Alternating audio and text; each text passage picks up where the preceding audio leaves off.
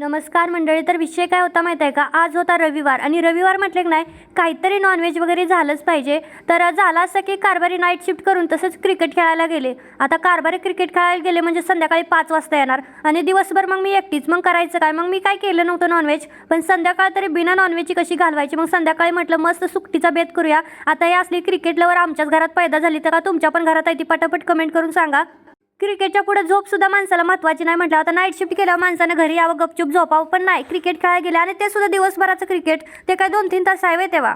जाऊ दे, आपल्याला काय करायचं. मस्तपैकी मी तर सुकटीची भाजी केली आणि भाकरी सुद्धा थापली. आता कारभाराला काय भाकरी आवडत नाही म्हणून त्यांच्यापुरता थोडासाच भात घातला आणि सकाळची एक चपाती होती ती शिळी चपाती गरम करायची आणि त्यांना द्यायची. तर फुगलेल्या भाकरीचा व्हिडिओ खास करून याच्यासाठी घेतलाय कारभाराला दाखवायला, कारण मला सारखंच नावं ठेवत असतात तुझी भाकरी फुगत नाही बघ, बाकीच्या बायकांच्या भाकऱ्या कशा फुगते त्या. तर आज मी त्यांना दाखवणार आहे की माझी सुद्धा भाकरी फुगती. तर बघा भाजी इथे मस्त रेडी झाली. मी कांदा बिंदा घेतलाय. या जेवाय तुम्ही पण. बाय.